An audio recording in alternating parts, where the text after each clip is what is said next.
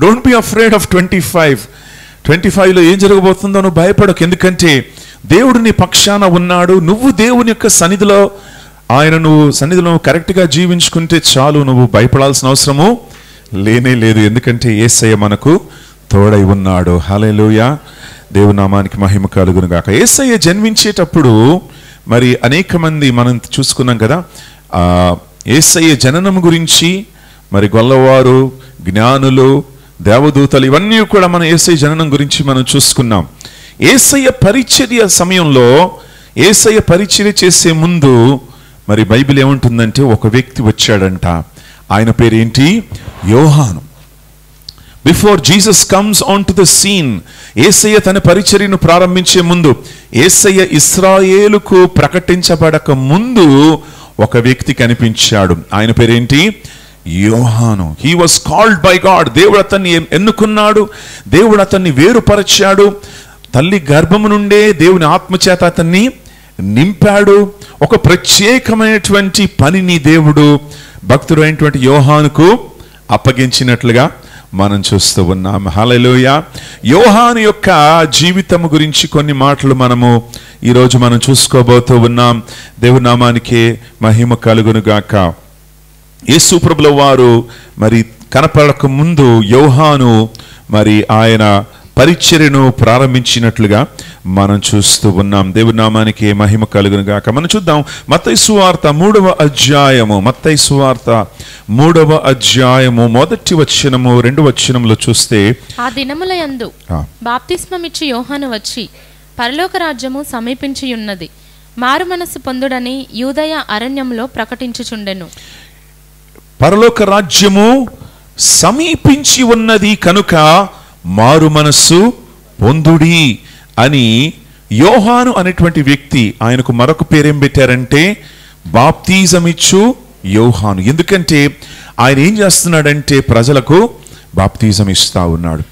So ప్రజలతో ఏమంటున్నాడంటే, మీరు మారు మనస్సు పొందండి, బాప్తిజము తీసుకోండి, దేవుని రాజ్యము సమీపంగా ఉన్నది. యోహాను యొక్క బాప్తిజము, యేసు ప్రభుల వారి యొక్క బాప్తిజము డిఫరెంట్ అండి. యోహాను బాప్తిజం ఏంటంటే, వారి బాప్తిజము మరి నీళ్ళ ద్వారా కడగబడినట్లుగా మీ హృదయాలు కడగబడాలి అని సూచిస్తా ఉన్నాడు. ఎవరు? యోహాను. కానీ యేసు ప్రభుల వారి యొక్క బాప్తిజము ఇట్ ఈస్ డిఫరెంట్. అది ఒక ఆర్డినెన్స్, దేవుడు మనకి ఇచ్చినటువంటి ఒక ఆజ్ఞ. ఆ ఆజ్ఞ ప్రకారం యేసునందు విశ్వసించి మనము బాప్తిజం తీసుకోవాలి. హల్లెలూయా. యేసయ్యనందు విశ్వసించి బాప్తిజం తీసుకోవాలి. తద్వారా మనము యేసు యొక్క సంఘములో చేర్చబడుతూ ఉన్నాం. We become part of the church, the body of Christ. అది డిఫరెంట్ బాప్టిజం. యోహాను యొక్క బాప్తిజం ఏంటంటే, మీరు రక్షించబడారా సూచించడానికి, మీ జీవితం మార్చబడింది అని సూచించడానికి నువ్వేం చేయాలంటే బాప్తిజము పొందాలి అని యోహాను మరి తెలియపరుస్తూ ఉన్నాడు. దేవునామానికి మహిమ కలుగును గాక. సుమారు 700 సంవత్సరాలు ముందే యోహాను గురించి ప్రవచనము రాయబడి ఉంది. ఈ వ్యక్తి వస్తాడని, ఆయన దేవుని యొక్క మార్గమును సరళము చేస్తాడని ముందే ప్రవచించబడి ఉన్నది. 15 years బ్యాక్, 15 సంవత్సరాల క్రిందట ఈ కాలనీ ఎస్టాబ్లిష్ అయింది 2000లో. 2000 సంవత్సరంలో తర్వాత అట్లీస్ట్ 2010 వరకు కూడా ఈ రైట్ సైడ్ ఏం డెవలప్మెంట్ లేదు. అక్కడ ఈ తెల్లాపూరు, ఈ నల్లగండ్ల సైడు డెవలప్మెంట్ లేనే లేదు. నేను ఆఫీస్లో పనిచేసేటప్పుడు కొన్నిసార్లు నైట్ షిఫ్ట్ చేసి తిరిగి వచ్చేవాడిని. తిరిగి వస్తూ ఉన్నప్పుడు క్యాబ్లో ఈ రూట్లో తీసుకొచ్చేటప్పుడు వాడు భయపడిపోయేవాడు. ఎందుకంటే ఒక్క మనిషి అక్కడికి కనిపించడు. ఖాళీ రోడ్డు, కచ్చా రోడ్డు, ఏవి కూడా ఉండదు, గుంతలు ఉంటాయి. సార్ మీరు ఎక్కడ తీసుకెళ్తున్నారు సార్ అనేవాడు ఆయన, క్యాబ్ డ్రైవర్. ఎందుకంటే ఇటు పక్కన ఏం కనిపించదు, అటు పక్కన ఒక్క లైట్ అక్కడ ఉండేది కాదు. ఎప్పుడుది? 2010లో, 2010లో. ఇప్పుడు చూడండి, ఇప్పుడు ఎలా ఉంది నల్లగండ్ల, ఇప్పుడు ఎలా ఉంది. ఆ మార్పు ఎలా వచ్చింది అంటే, తెల్లాపూర్ వాళ్ళు ఏమంటారో తెలుసా? సార్ మరి ఈ మార్పు ఎందుకు వచ్చిందంటే, ఒక వ్యక్తి ఇక్కడికి వచ్చి, ఒక వ్యక్తి మరి వస్తున్నాడని రోడ్ వేసారు సార్, లేకపోతే రోడ్డు కూడా వేసేవారు కాదు, ఇక్కడ ఎవరు పట్టించుకునేవారు కాదు. ఒక వ్యక్తి వస్తున్నాడు అని మరి ఆ యొక్క మన ప్రభుత్వం వారు ఆ వ్యక్తి కోసం రోడ్ వేశారు సార్. ఆయన కూడిక ఇక్కడ జరగబోతూ ఉంది. అక్కడ మీరు తెల్లాపూర్ ఖాళీ స్థలం, ఇట్లా ఈ యొక్క అండర్ పాస్ బ్రిడ్జ్ నుంచి నేరుగా వెళ్తే ఖాళీ స్థలం ఉండేది, అప్పుడు కంప్లీట్ ఎంటీ. ఆ ఖాళీ స్థలంలో ఒక గొప్ప బోధకుడు వచ్చి సువార్తను ప్రకటించబోతున్నాడని వాళ్ళు ఏం చేశారంటే రోడ్ వేశారు. ఆ దైవజనుడు పేరు బెనీహిన్స్ అనేటువంటి దైవజనుడు హైదరాబాద్కి రానై ఉన్నాడు. ఆయన కోసం ఈ స్థలాన్ని వారు సిద్ధపరిచి వారు ఏం చేశారంటే మంచి రోడ్ వేశారు. ఆ మంచి రోడ్ వేసిన తర్వాత ఏమైంది, అంత డెవలప్మెంట్ అనేది స్టార్ట్ అయింది. హల్లెలూయా. వారు మంచి రోడ్ వేశారు, కానీ ఆ కూడిక మరి ఏదో కారణాలు బట్టి జరగలేదు. కానీ ఆ స్థలం మాత్రం చాలా చక్కగా సిద్ధపరచబడింది. యేసయ్య మొదటి రాకడ ముందు అక్కడ ఏం జరిగిందంటే ఒక దైవజనుడు వచ్చాడు. హల్లెలూయా. ఆ దైవజనుడు వచ్చి రోడ్డుని క్లియర్ చేస్తున్నాడు. ఆయన ఆ రోడ్డులో ఉన్నటువంటి గుంతలు, ఆ రోడ్లో ఉన్నటువంటి ఎత్తు పల్లాలన్నిటిని కూడా సాఫ్ చేస్తున్నాడు ఆయన. హల్లెలూయా. గుంతలు, ఎత్తు పల్లాలంటే మనిషి యొక్క హృదయం ఎలా ఉందంటే మోసకరమైనటువంటి హృదయం. మనిషి యొక్క హృదయం ఎలా ఉందంటే పాపముతో నిండినటువంటి హృదయం. మనిషి యొక్క హృదయం ఎలా ఉందంటే దేవునికి దూరంగా ఉంది. ఆ హృదయాన్ని కరెక్ట్ చేయడానికి ఎవరు పంపించారు? దేవుడు యోహాను. హల్లెలూయా. 700 years ముందు, 700 సంవత్సరాల ముందు యెషయా ప్రవక్త ఏమన్నాడంటే, ఇదిగో అరణ్యములో కేకలు వేయుచు ఒక వ్యక్తి వస్తున్నాడు. హల్లెలూయా. ఇతను అరణ్యములో కేకలు వేస్తూ వచ్చినట్లుగా మనం చూస్తున్నాం. దేవుని యొక్క మార్గాన్ని సరళము చేయడానికి, ఆయన హృదయమును మరి ప్రజల యొక్క హృదయాన్ని దేవుని వైపు త్రిప్పడానికి మరి ఈ యొక్క దైవజనుడిని పంపించాడు. మరి మనం చూస్తున్నాం నూతన నిబంధనలో లేక ఓల్డ్ టెస్టిమెంట్లో లాస్ట్ ప్రాఫిట్ ఎవరు చెప్పండి? ఎవరు? మలకి కాదు, యోహాను. John was born under the law. యోహాన్ ఎవరండి? ఆయన చివరి ప్రవక్త అని అనొచ్చు. ఆఫ్టర్ 400 years, మలాకి నుండి యోహానుకు 400 సంవత్సరాలు. ఈ 400 years వరకు there is no profit.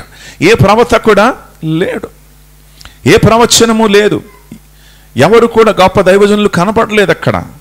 After 400 years అరణ్యములో ఒక స్వరము వినపడతా ఉంది. హల్లెలూయా. 400 సంవత్సరాల తర్వాత ఒక గొప్ప ప్రవక్త దేవుడు లేవనెత్తాడు. ఆయన ధర్మశాస్త్రము కింద ఉన్నాడు కనుక ఆయన పాత నిబంధనపు ప్రవక్త అని మనము అనవచ్చు. After Jesus Christ all who came are under the new covenant. వారు నూతన నిబంధన క్రింద వారు ఉన్నారు. కనుక ఈ దైవజనుడు యోహాను ఎలాంటి వాడో మనం ఒకసారి చూద్దాం. 4వ వచనము 3-4 చదువుదాం. చూడండి, ఈ యోహాను మామూలు మనిషి కాదు. He was like a wild person అన్నమాట. ఒక అరణ్యములో ఉన్నటువంటి వ్యక్తి. ఆయన పుట్టిన తర్వాత పెద్దగా అయిన తర్వాత జకర్యా మరియు ఎలిజబెత్ ఏమన్నారంటే, యోహాను నీకు తెలుసా, దేవుడు నిన్ను ఏర్పాటు చేసుకున్నాడయ్యా, ఆయన ప్రవక్తగా దేవుడు నిన్ను నియమించుకున్నాడు, నువ్వు అద్భుతంగా జన్మించావు. మేము మరి ముసలివాళ్ళుగా ఉంటూ ఉన్నప్పుడు దేవుడు అద్భుతంగా మరి నిన్ను మాకు దయచేశాడు. నీవు దేవుని యొక్క కుమారుడని ఖచ్చితంగా ఎవరు చెప్పి ఉండొచ్చు? జకర్యా, ఎలిజబెత్. మీకు జ్ఞాపకం చేస్తున్నాను, జకర్యా, ఎలిజబెత్ ఎవరంటే యోహాను యొక్క తల్లిదండ్రులు. జకర్యా, Elizabeth they were the father and mother of John the Baptist. వారు ఆ సమయంలో దేవదూత వచ్చి జకర్యాతో మాట్లాడి, జకర్యాని ఒక కుమారుణ్ణి కనబోతున్నావు. ఆయన ఏమన్నాడు, నేను వృద్ధుణ్ణి, ఐఎమ్ ఓల్డ్ మ్యాన్, వృద్ధాప్యంలో నేను ఉన్నాను అంటే, ఇదిగో దేవుని యొక్క ఆత్మ నీ మీద, నీ యొక్క మరి భార్య మీద రాబోతూ ఉంది, మీరు కుమారుణ్ణి కనబోతూ ఉన్నారు అని దేవుని యొక్క వాగ్దానము చేత పుట్టినటువంటి వాగ్దాన పుత్రుడు ఎవరు? యోహాను. ఆయన ప్రత్యేకించబడినటువంటి వాడు. He was separate. దేవుని కోసం ఏర్పరచబడినటువంటి వాడు. ఆయన అందరితో పాటు ఉండకుండా అరణ్యములో ఉన్నటువంటి ప్రజలు, యూదాయ అరణ్యములో కొంతమంది ఉంటున్నారు, వారితో పాటు కలిసి ఆయన అక్కడ నివసిస్తూ మరి ఆయన లైఫ్ స్టైలే వేరేగా ఉంది. ఆయన వేసుకునేటువంటి బట్టలు ప్రత్యేకంగా ఉంది, ఆయన వేసుకునే తినేటువంటి ఆహారం కూడా ప్రత్యేకంగా ఉంది అని మనం చూస్తూ ఉన్నాం.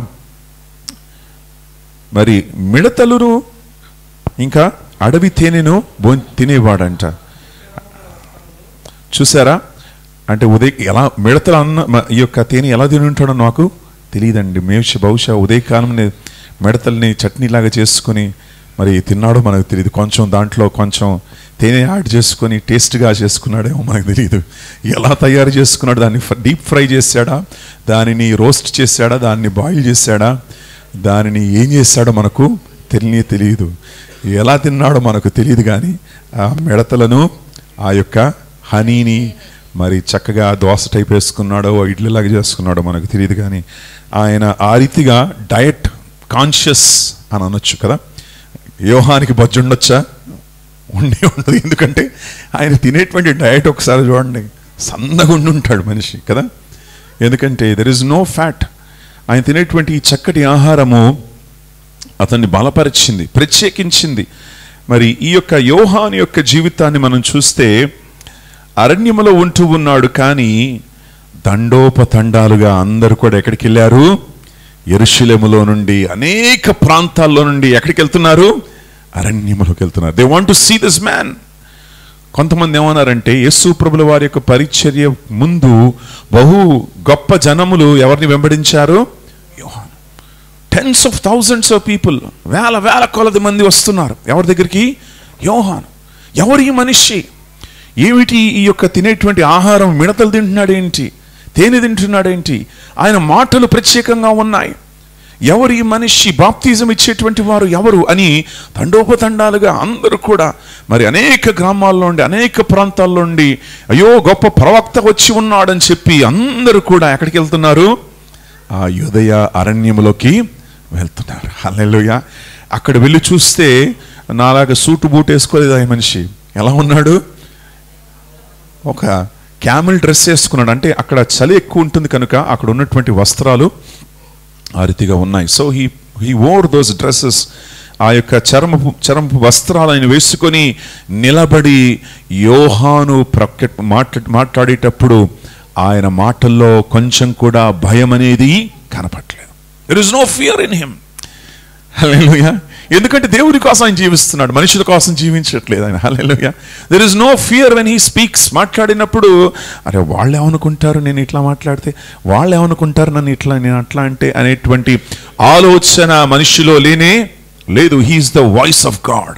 దేవుని యొక్క మాటై ఉన్నాడు, దేవుని యొక్క స్వరమై ఉన్నాడు కనుక నిర్భయంగా ఆయన దేవుని యొక్క వాక్యాన్ని ప్రకటించాడు. హల్లెలూయా. ఎవరేమనుకుంటారు, ఎవరు నాకు డబ్బులు ఇస్తారు, ఎవరు నన్ను ఆలోచనే లేదు ఎవరికి? యోహాను. He was a mighty profit of God. దేవుని యొక్క బలమైనటువంటి ప్రవక్త. ఆయన దగ్గరికి అందరూ వచ్చి అయ్యా ఏం చేయాలి చెప్పండి అని చెప్పేవారు. హల్లెలూయా. అందరూ వచ్చి యోహాను గారు మేమేం చేయాలి, మీరు వాక్యం చెప్పారు మంచిది, మేమేం చేయాలి, వాట్ షుడ్ వి డూ అని ఈ యొక్క దైవజనుడి దగ్గరికి వచ్చి అంటూ ఉన్నారు. కొంతమంది వచ్చారంట. మత నాయకులు వచ్చినప్పుడు good morning ladies and gentlemen అనలేదు ఆయన, సర్ప సంతానమా అని అన్నాడు. ఏమన్నాడు? కొంతమంది గొప్పవారు వచ్చినప్పుడు ఆ ప్రైజ్ లార్డ్ అండి అని చెప్పలేదు ఆయన. ఏమన్నారు? ఓయ్ సర్ప సంతానమా. అంటే ఈ మనిషి ఏం చేస్తున్నాడంటే హీఈస్ డూయింగ్ హిస్ వర్క్.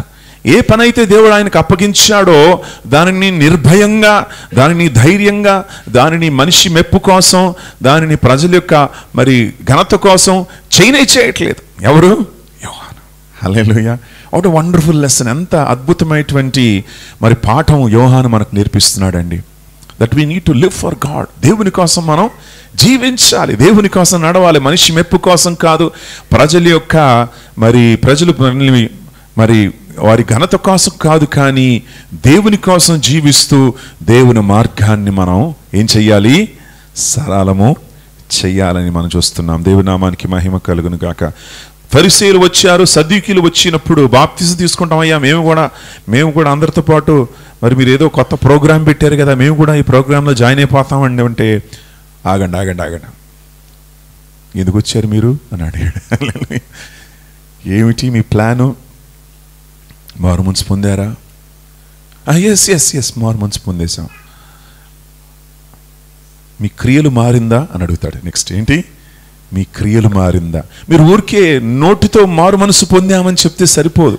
ఏం చేయాలంటున్నాడు? నీ క్రియలు కూడా మారాలి, నీ ప్రవర్తన మారాలి, నీ నడవడిక మారాలి అని యోహాన్ అంటున్నాడు. ప్రియులారా, just saying Jesus is lord is not going to help us. 9వ వచనం చూడమ్మా. ఇప్పుడే గొడ్డలి చెట్ల వేరున ఉంచబడి ఉన్నది గనుక మంచి ఫలము ఫలింపని ప్రతి చెట్టును దానికి నరకబడి. పై వచనం. అబ్రహాము మాకు తండ్రి అని మీలో మీరు చెప్పుకొన తలంచవద్దు. అబ్రహాము మాకు తండ్రి అని మీరు చెప్పుకోకండి అని అంటున్నాడు కదా. కొంతమంది ఏమంటారంటే మేము పుట్టక క్రైస్తవులమండి అని అంటారు కదా.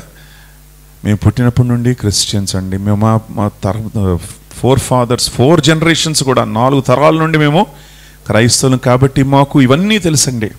కాదు, ఇవన్నీ తెలియడం కాదు. నువ్వేం చేయాలి? మారు మనస్సు పొందాలి.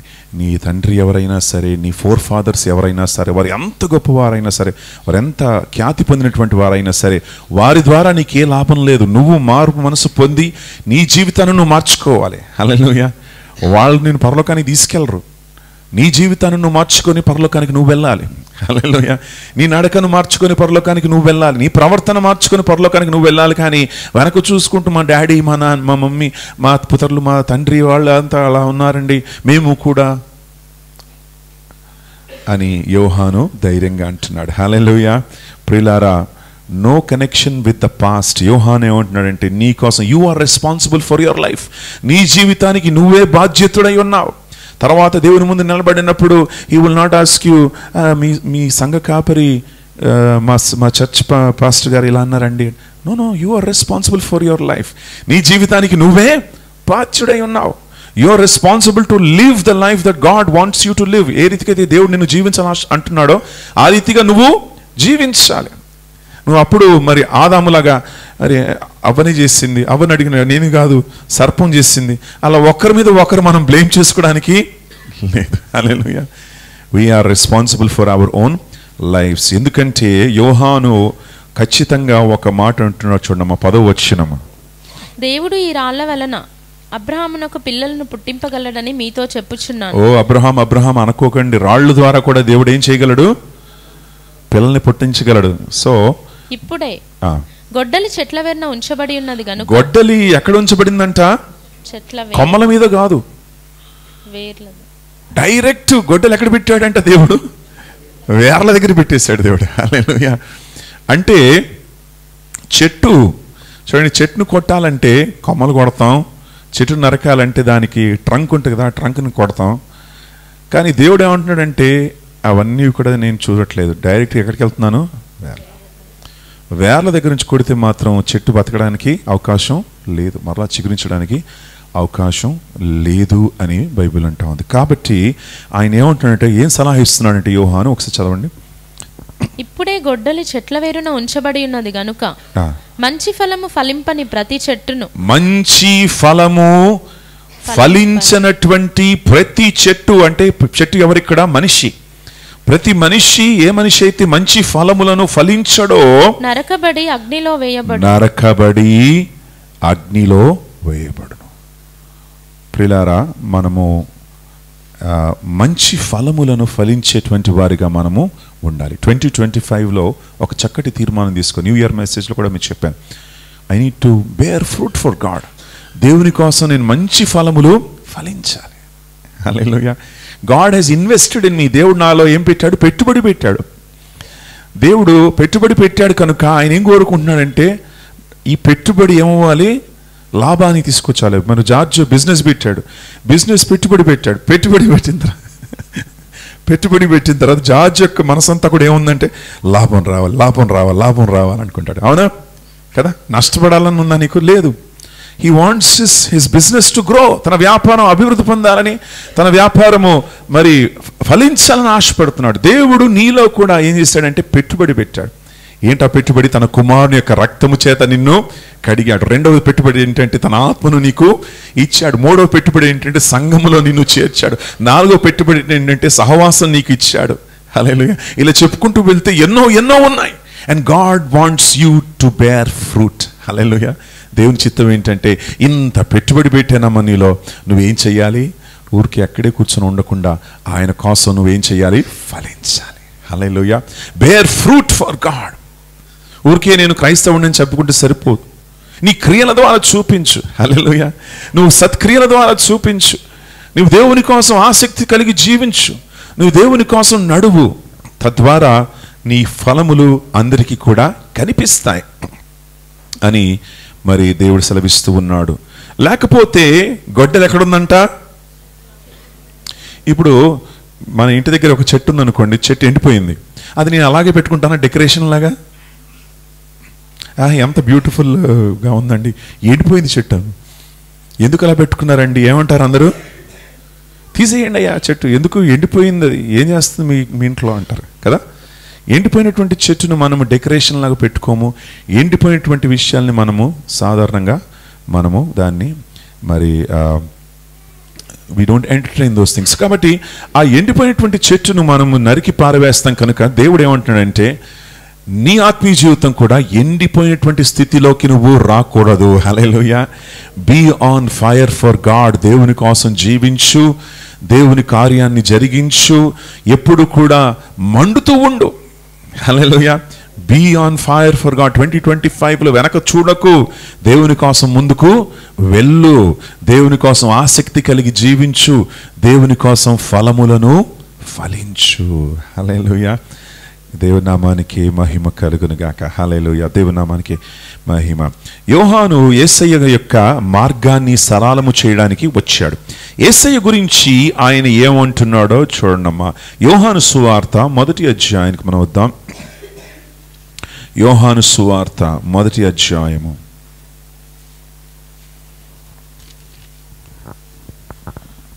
25వ వచనము. వారు, నీవు క్రీస్తువైనను ఏలియావైనను ఆ ప్రవక్తవైనను కాని ఎడల ఎందుకు బాప్తిస్మం ఇచ్చుచున్నావని అతనిని అడుగగా. చూసారా, ఫరిసేయులు వీళ్ళందరూ కూడా మరి ఏమంటున్నారంటే, యోహాను నువ్వు ఎందుకయ్యా మెసేజ్ ఇస్తున్నావు, నువ్వు ఎందుకు ఈ బాప్తిజమ్స్ చేస్తున్నావు, ఎందుకు ఈ నడిపిస్తున్నావు ఇదంతా, వాట్ ఈస్ ద యూజ్? నువ్వు క్రీస్తు కాదు కదా, నువ్వు ఏలియా కాదు కదా, నీవు గొప్ప వ్యక్తి కాదు కదా, సో ఎవరు నువ్వు, why are you doing this అంటే, యోహాను అన్నటువంటి మాటలు ఒకసారి జాగ్రత్తగా చూడండి. యోహాను, నేను నీళ్లలో బాప్తిస్మం ఇచ్చుచున్నాను గాని, నేను నీళ్లలో బాప్తిజం ఇస్తున్నాను కానీ నా వెనుక వచ్చుచున్నవాడు మీ మధ్య ఉన్నాడు, మీ మధ్యలో ఆయన ఉన్నాడు, మీరు ఆయన నెరుగరు. ఆయన చెప్పుల వారును విప్పుటకైనను నేను యోగ్యుడను కానని వారితో చెప్పున్నా. ఆయన చెప్పులను విప్పడానికి కూడా నాకు అర్హత, నాకు యోగ్యత లేదు అని ఎవరంటున్నారు? యోహాను. హల్లెలూయా. ప్రియులారా, యోహాను ఎంత తగ్గింపు కలిగి ఉంటున్నాడంటే, దేవుని యొక్క చెప్పుల యొక్క లేస్ తీయడానికి కూడా నాకు I don't have the ability, I'm not worthy, నాకు అర్హత లేదు, ఎందుకంటే నా వెనక వచ్చేవాడు పరిశుద్ధుడు. హల్లెలూయా. నా వెనక ఉన్నటువంటి వాడు, నా వెనక వచ్చేటువంటి వాడు దేవాది దేవుడే. ఆయనకు దగ్గర నేను కాళ్ళ దగ్గర కూడా పడి ఉండడానికి నాకు అర్హత లేదు. హల్లెలూయా. ప్రియులారా, యోహాను ఎంత తాను తగ్గించుకున్నాడో మనం చూస్తూ ఉన్నాం. ప్రియులారా, 2025లో let this be our prayer. 2025లో ఈ యొక్క ప్రార్థన, లార్డ్ ఐఎమ్ నాట్ వర్ది, నాకు అర్హత లేదు నాయన. హల్లెలూయా. నేను ఏ పార్టీ వాడను, I don't have any qualification Lord, I cannot be your servant. ప్రభువా, నీ సేవకుడుగా ఉండడానికి నాకు అర్హత లేదు నాయన అని నిన్ను నీవు తగ్గించుకో. హల్లెలూయా. లార్డ్ ఐఎమ్ నాట్ వర్ది, నీవే యోగ్యుడవు, నీవొక్కడవే అర్హుడవు అని మనల్ని మనం ఏం చేసుకోవాలంటే, ఆయన పాదాల దగ్గరికి మనం వచ్చి మనం పడాలని మీకు జ్ఞాపకం చేస్తూ ఉన్నాను. ప్రియులారా, humble yourself in the sight of God. మిమ్మల్ని మీరు దేవుని యొక్క సన్నిధిలో ఏం చేసుకోవాలి? పరిపూర్ణంగా తగ్గించుకోవాలి. హల్లెలూయా. నీ మాటలో, నీ ప్రవర్తనలో, నీ జీవిత విధానములో, నీ నడవడికలో, నీ ఆలోచనలో humble yourself, then God will lift you up. హల్లెలూయా. అప్పుడు దేవుడు లేవనెత్తుతాడు, అప్పుడు దేవుడు ఆశీర్వదిస్తాడు, అప్పుడు దేవుడు బలపరుస్తాడు, అప్పుడు దేవుడు నీకు మహిమ ఘనతను దేవుడు ఇస్తాడు. You need to humble yourself in the sight of God. Be willing to come down, be willing to bow down before the Lord Jesus Christ. Verse 29 చదువుదాం. మరునాడు యోహాను యేసు తన యొద్దకు రాగా చూచి, యోహాను యేసును చూసి, యేసయ్య ఆయన దగ్గరికి వస్తున్నాడు చూసి, ఇదిగో లోక పాపమును మోసుకొని పోవు. గట్టిగా ఆయన దగ్గర వేలాది మంది ఉంటున్నారు. యోహాను యేసయ్యను చూస్తూ ఉన్నప్పుడు అర్థమైంది, యోహాను యేసు ప్రభుల వారు ఎవరు తెలుసా? కజిన్స్ వాళ్ళు. అంటే యోహాను మూడు నెలలు యేసు కంటే పెద్దవాడు. ఎందుకంటే ఎలిజబెత్, మరియా ఇద్దరు కూడా బంధువులు కాబట్టి. Jesus is a cousin of John. Yohanu యొక్క కజిన్, ఇదిగో నా కజిన్ వస్తున్నాడు అనట్లేదు. ఏమంటున్నాడు? ఇదిగో నా స్నేహితుడు వస్తున్నాడు అనట్లేదు. Because John is filled with the spirit. దేవుడు, యోహాను ఆత్మచేత నింపబడ్డాడు కనుక యేసుని చూసినప్పుడు ఇదిగో లోక పాపములను మోసుకొని పోయేటువంటి దేవుని యొక్క గొర్రెపిల్ల. హల్లెలూయా. ఈరోజు నువ్వు నేను కూడా గొర్రెపిల్ల అంటే మనకు అర్థం కాదు. ఆ రోజుల్లో వాళ్ళకు గొర్రెపిల్ల అంటే వారికి తెలుసు. Because that was used for sacrifice. హల్లెలూయా. గొర్రెపిల్ల దేనికి వాడేవారు? బలు అర్పించడానికి. కనుక యోహాను ఏమంటున్నాడంటే ఇదిగో ఈ గొర్రెపిల్ల. హల్లెలూయా. ఈ గొర్రెపిల్ల, దిస్ ఇస్ ద నిష్కలంకమైనటువంటి, ఎటువంటి మచ్చలేనటువంటి గొర్రెపిల్ల ఇదిగో మన దగ్గరికి వస్తున్నాడు. హల్లెలూయా. See the lamb is coming. ఆ గొర్రెపిల్ల నీ దగ్గరికి వస్తున్నాడు. ఇదిగో ఆ గొర్రెపిల్ల నా దగ్గరికి వస్తూ ఉన్నాడు. ఆయన పాదాల యొక్క జోళ్లను నేను విప్పడానికి కూడా నాకు అర్హత లేదు. అదిగో ఆయన వస్తున్నాడు. హల్లెలూయా. ఇదిగో లోక పాపములు మోసుకొని పోయే దేవుని యొక్క గొర్రెపిల్ల. ఆయన మరణము ద్వారా ప్రజలు మార్చబడబోతున్నారు. ఆయన యొక్క రక్తము ద్వారా ప్రజలు కడగబోతూ ఉన్నారు. ఆయనే పరిశుద్ధుడు. ఆయన యొక్క త్యాగము ద్వారా ఆయన పరిపూర్ణమైనటువంటి బలియాగముగా మారబోతున్నాడు. ఇదే దేవుని యొక్క గొర్రెపిల్ల. హల్లెలూయా. ప్రియులారా, మనిషికి కావాల్సింది పాప క్షమాపణ. మనిషికి ఏం కావాలి? అన్నిటికంటే ముఖ్యము, హీ నీడ్స్ ఫర్గివ్నెస్. హల్లెలూయా. దేవునికి ఆయనకు అడ్డుగా ఉన్నటువంటి గోడ తొలగిపోవాలంటే మనిషికి మెయిన్ ఏం కావాలంటే ఎడ్యుకేషన్ కాదు మనిషికి కావాలి. హల్లెలూయా. మనిషికి ఎంటర్టైన్మెంట్ కాదు కావాల్సింది. మనిషికి ఈ యొక్క డాక్టర్స్ కాదు ఆయనకు కావాల్సింది, సైంటిస్ట్ కాదు ఆయనకు కావాల్సింది. ఆయనకి ఏం కావాలి? రక్షకుడు కావాలి. హల్లెలూయా. The world needs a saviour. లోకము ఈరోజు ఈ పరిస్థితిలో ఉందంటే మనిషి యొక్క హృదయము పాపముతో ఉంది కనుక, మనిషి దేవునికి వ్యతిరేకంగా నడుస్తూ ఉన్నాడు కనుక ఎంత లోకములో ఎంత పరిస్థితులు ఏర్పడుతూ ఉన్నాయి. కనుక the first thing we need is a saviour. మనకు కావాల్సింది ఒక రక్షకుడు. లోక పాపములు మోసుకొని పోయేటువంటి దేవుని యొక్క గొర్రెపిల్ల. ప్రియులారా, నీ పాపములు మోయడానికి, నా పాపాలు మోయడానికి గొర్రెపిల్లను దేవుడు పంపించాడు. హల్లెలూయా. Praise the lord. ఇదిగోండమ్మా 31వ వచనం. నేను ఆయనను ఎరుగనైతిని గాని ఆయన ఇశ్రాయేలుకు ప్రత్యక్షమగుటకు నేను నీళ్లలో బాప్తిస్మం ఇచ్చుచు వచ్చితినని చెప్పెను. 33వ వచనం. నేను ఆయనను ఎరుగనైతిని గాని నీళ్లలో బాప్తిస్మం ఇచ్చుటకు నన్ను పంపినవాడు నీవెవని మీద ఆత్మ దిగివచ్చి నిలుచుట చూతువో ఆయనే పరిశుద్ధాత్మలో బాప్తిస్మం ఇచ్చువాడని నాతో చెప్పెను. రైట్. 2 things. యేసు ప్రభుల వారు 2 విషయాల కోసం వచ్చాడని యోహాన్ అంటున్నాడు. అందరూ కూడా చెప్పండి, 2 విషయాలు, 2 కారణాలు. 2 కారణాలతో యేసయ్య వచ్చాడు. మొదటి కారణం ఏంటంటే లోక పాపములను మోసుకొని పోయే దేవుని యొక్క గొర్రెపిల్లగా ఆయన అవతరించాడు. రెండవది ఏంటో తెలుసా? రెండవ కారణం ఏంటంటే ఆయన ఏం చేస్తున్నాడంట? ఆత్మతో బాప్తిజం. యాజ్ పర్ జాన్ ఆయన ఏమంటున్నాడంటే ఆత్మతో బాప్తిజం ఇవ్వడానికి ఆయన వచ్చి ఉన్నాడు. లోక పాపములు మోసుకొని పోయడానికి ఆయన వచ్చాడు. రెండవది ఏంటంటే పాపాలు క్షమించబడిన తర్వాత దేవుని యొక్క ఆత్మచేత నిన్ను నింపడానికి ఆయన వచ్చి ఉన్నాడు. హల్లెలూయా. ప్రియులారా, Jesus not only forgives sin, he also fills you with the Holi Spirit. ఆయన కేవలం పాపాలు క్షమించేటువంటి దేవుడు మాత్రమే కాదు, ఆయన పాపాలు క్షమించిన తర్వాత తన ఆత్మతో, తన బలముతో, తన శక్తితో జయ జీవితాన్ని నువ్వు జీవించడానికి ఆయన నీకు ఏమిస్తున్నాడు? తన పరిశుద్ధాత్మని ఇస్తున్నాడు. హల్లెలూయా. Praise the lord. God fills us with his holy spirit so we can live in victory. మనము జయముగా జీవించడానికి, జయ జీవితాన్ని జీవించడానికి దేవుడు పిలిచాడు. ప్రియులారా, are you filled with God spirit? నువ్వు ఆత్మచేత నింపబడ్డావా? నువ్వు బాప్తిజం పొందుకున్నావు, మంచిదే. నువ్వు రక్షణ పొందుకున్నావు, మంచిదే. దేవుని యొక్క రక్తము చేత నువ్వు కడగబడ్డావు, మంచిదే.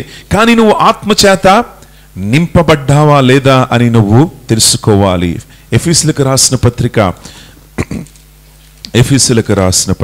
5వ అధ్యాయములో 18వ వచనములో పౌలు ఏమంటున్నాడంటే, మీరు మరియు మద్యముతో మత్తులై ఉండకుడి. మద్యముతో మత్తులై ఉండకండి. మీకు తెలుసా 31st నైట్, ఫస్ట్ ఈ 2 రోజులు కలిపి స్టేట్ గవర్నమెంట్కి 980 కోట్లు మద్యము ద్వారా వచ్చిందంట. Sale of liquor. ఈ లిక్కర్ సేల్స్ ఎంతగా పెరిగిందంటే ఈ 31st నైట్లు ఎలా పడితే అలా కొనుక్కొని తాగారు వీళ్ళు జనాలు. 900 కోట్ల కదా. What amazing thing it is. అంటే జనాలకి ఏం కావాలంటే దే వాంట్ సమ్ ఎనర్జీ.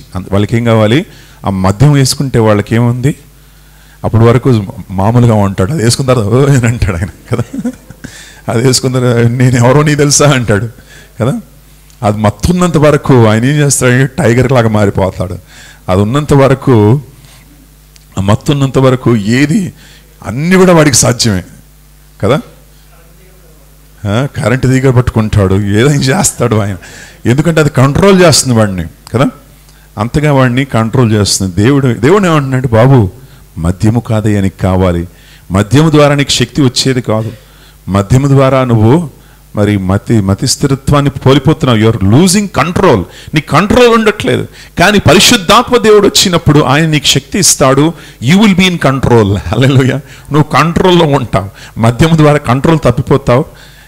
పరిశుద్ధాత్మ ద్వారా నువ్వు కంట్రోల్లో ఉంటావు. అంటే శరీరం పైన, లోకం పైన, పాపం పైన నువ్వు విజయాన్ని సాధించగలవు. హల్లెలూయా.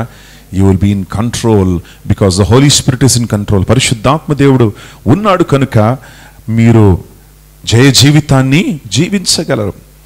మీరు మద్యముతో మత్తులై ఉండకండి, కానీ ఆత్మచేత ఆత్మపూర్ణులై ఉండండి. సో ద వర్డ్ హియర్, ఆ వర్డ్ ఏమంటారంటే కంటిన్యూస్ ప్రెజెంట్ టెన్స్ అంటారు దాన్ని ఇంగ్లీష్లో. సో గ్రామర్లో it is not just one time experience. అది ఒక్కసారి జరిగేది కాదు, అది కంటిన్యూస్గా జరగాలి. ఏది? ఆత్మచేత నింపబడ్డం కదా. ఈరోజు నింపబడ్డాను ఆత్మచేత, దేవుని శక్తి నాకు ఇచ్చాడు. రేపు మరలా నీకు ఏం కావాలి? మరలా ఆత్మ నింపుదల నీకు కావాలి. It is a daily thing. ఒకరోజు ఉంటే సరిపోదు. అది ప్రతిరోజు దేవునికి సన్నిధికి వచ్చి ప్రతిరోజు నువ్వేం చెయ్యాలి? ఆత్మచేత నింపబడాలి. ఒక పూట అన్నం తినేసి ఇంక నేను మానేస్తానంటే కుదరదు. ప్రతిరోజు నువ్వు ఏం చేయాలి? అన్నం తినాలి కదా. ప్రతిరోజు 3 పూట్లను భోజనం చేయాలి. ప్రతిరోజు నువ్వు నీ బాడీని నువ్వు స్నానం చేసుకొని పరిశుద్ధపరచుకోవాలి. అవునా? You need it every day. అదే రీతిగా ఆత్మీయ మనిషికి కూడా ఏం కావాలి? అనుదినం ఆహారము మాకు దయచేయమని యేసయ్య అన్నాడు. హల్లెలూయా. అనుదిన ఆహారం, ఆ దేవుని యొక్క వాక్యము అనుదినం మనకు కావాలి. ప్రార్థన ద్వారా ప్రియులారా, when you spend time in prayer, ప్రార్థన ద్వారా నువ్వు మొరపెట్టి ప్రభును స్తుతించి మరి నువ్వు ఉన్నప్పుడు దేవుడు ఏం చేస్తాడంటే తన ఆత్మచేత నిన్ను నింపుతాడు. Hallelujah. God will fill you with his spirit. చూడమ్మా ఎలా గాడ్ విల్ ఫిల్ యూ. ఒకసారి 19వ వచనంలో చూడండి. ఒకరితో ఒకరు ఏం చెయ్యాలంట? కీర్తనలు పాడుచు, సంగీతములు పాడుతూ. సినిమా పాటలు కాదండి, ఎలాంటి పాటలంట? ఆత్మ సంబంధమైనటువంటి పాటలు. కనుక ఆత్మ సంబంధమైనటువంటి మనిషి ఉన్నాడు. ఆత్మ సంబంధమైనటువంటి మనిషి బలపడాలి. కాబట్టి ఈ ఆత్మ సంబంధమైనటువంటి మనిషి సినిమా పాటలు వింటే బలపరచబడతాడా? లేదు. ఈ ఆత్మ సంబంధమైనటువంటి మనిషి ఇహలోక పాటలు వింటే బలపరచబడతాడా? లేదు. ఈ ఆత్మ సంబంధమైనటువంటి మనిషి లోకంలో ఉన్నటువంటి న్యూస్ అంతా కూడా తన మనసులో పెట్టుకుంటే బలపరచబడతాడా? లేదు. ఈ ఆత్మ సంబంధమైనటువంటి మనిషి తన 24 గంటల్లో ఆయన పూర్తిగా 24 గంటలు లోకం కోసం జీవిస్తే ఆయన బలపరచబడతాడా? లేదు. ఈ ఆత్మీయ మనిషి ఏం చేయాలంటే తన సమయాన్ని దేవుని కోసం కేటాయించాలి.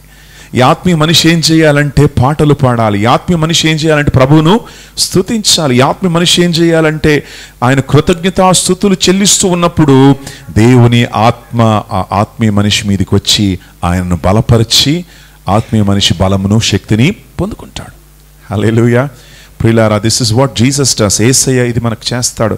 ఆత్మచేత మనల్ని బలపరిచి ఆత్మీయ బాప్తిజమును మనకు దేవుడు దయచేస్తాడు అని మీకు జ్ఞాపకం చేస్తున్నాను. పొందుకున్నారా మీరు ఆత్మీయ బాప్తిజమును? ఈరోజు ఆత్మచేత నింపబడ్డారా? ప్రార్థించారా? ఈరోజు సండే రోజు మేము ప్రార్థించమండి. సండే రోజు డైరెక్ట్ మందిరానికి వస్తాం. సండే కూడా ప్రార్థించాలి. Hallelujah. Sunday, Saturday, Monday, Tuesday, Wednesday, Thursday, Friday, every day you need to be filled with God spirit. ప్రతిరోజు నువ్వు ప్రార్థన ద్వారా, స్తుతుల ద్వారా, పాటల ద్వారా దేవుని యొక్క ఆత్మచేత నువ్వు ఏమవ్వాలి? నింపబడాలి.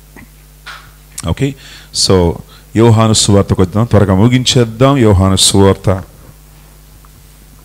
1వ అధ్యాయం 35వ వచనం. మరునాడు నెక్స్ట్ డే 29వ వచనము, మరునాడు 35వ వచనము, మరునాడు. Next day next day next day అని ఉంది. హల్లెలూయా. సో డైలీ యోహాను ఏం చేస్తున్నాడు తెలుసా? లోక పాపములు మోసుకుని పోయే దేవుని కొరకు. నెక్స్ట్ డే మరలా ఇదిగో ఆయనే లోక పాపములు మోసుకుని పోయే దేవుని కొరకు. సో ఎవ్రీ డే యోహాను చేసేటువంటి పని ఏంటంటే, యేసయ్య వచ్చాక ఇదిగో ఇతనే, he's the one who will take away the sins. లోక పాపములను మోసుకొని పోయే దేవుని యొక్క గొర్రె పిల్ల అని. మరి యోహాను ప్రజలందరినీ ఎవరి వైపు ఆకర్షిస్తున్నాడు? తన వైపు కాదు కదా. తండోపతండాలుగా ఆయన దగ్గరికి వస్తున్నప్పుడు రండి నా దగ్గరికి రండి అని అనట్లేదు ఆయన. ఆయన ఏమంటాడంటే, నాట్ మీ, ఎవరు వెంబడించండి అమ్మా? యేసయ్యని వెంబడించండి. నా శిష్యులుగా ఉండకండి, ఎవరిని వెంబడించాలి? యేసయ్య శిష్యులుగా మారండి. నా దగ్గరికి రాకండి, ఎవరి దగ్గరికి వెళ్ళండి? యేసయ్య దగ్గరికి వెళ్ళండి. Hallelujah, praise the Lord. కాబట్టి ప్రియులారా, మన పని కూడా యోహానికి ఇవ్వబడినటువంటి పని. The job that John has been given to us. మనకు కూడా యోహానికి ఇవ్వబడినటువంటి పని మనకి ఇవ్వబడింది. ఆ పని ఏంటంటే, యేసయ్య రాకడ కొరకు మనం ప్రజలను ఏం చెయ్యాలి? సిద్ధపరచాలి. Hallelujah. We need to prepare the way for the lord. ప్రభు రాబోతూ ఉన్నాడు, రెండవ రాకడ సమీపంగా ఉంది కనుక మనం ఏం చేయాలంటే, ఇదిగో ప్రజలారా చూడండి, లోక పాపం మోసుకుని పోయే దేవుని యొక్క గొర్రెపిల్ల ఇతనే. ఇప్పుడు ఆయన గొర్రెపిల్లగా రావట్లేదు, కానీ ఇప్పుడు ఎలా వస్తున్నాడు? ఆయన అధికారముతో వస్తున్నాడు. ఇప్పుడు ఎలా వస్తున్నాడు అంటే, ఆయన ఆ యొక్క గొడ్డలతో వస్తున్నాడు. నరకు వేయడానికి, ఆయన అగ్నిలో పడవేయడానికి ఆయన వస్తున్నాడు. కనుక జాగ్రత్త అని యోహాను వలె నువ్వు నేను కూడా ఏం చేయాలి? ధైర్యంగా దేవుని యొక్క సువార్తను మనము ప్రకటించాలి. Hallelujah. Are you ready to be bold for God? దేవుని కోసం ధైర్యంగా మీరు ఉంటారా? భయపడతానే ఉంటారా? నోరు విప్పడానికి సిద్ధంగా ఉన్నారా లేదా? యేసు గురించి చెప్పడానికి ఓకేనా లేదా? ఓకే అని వాళ్ళు ఏమనుకుంటారు? అరే అలా అనకండి. డోంట్ బీ అఫ్రేడ్, భయపడకండి. హల్లెలూయా. క్రీస్తు కోసం సాక్షులుగా ఉండండి. ఎవరు ఏమంటారు? నా ఫ్రెండ్స్ ఏమంటారు? అరే నన్ను ఇతను ఏంటి చాలా డిఫరెంట్గా ఉన్నాడు, నా ఫ్రెండ్షిప్ కట్ ఆఫ్ చేస్తారేమో అని అనుకోకండి, భయపడకండి. God will give you new friends. Hallelujah. God will connect you with right people. సరైనటువంటి వారితో దేవుడిని కనెక్ట్ చేస్తాడు. కనుక don't be afraid, share about Jesus. Yesayya గురించి ప్రకటించు. ఇదిగో లోక పాపను మోసుకొని పోయి దేవుని యొక్క గొర్రె పిల్ల.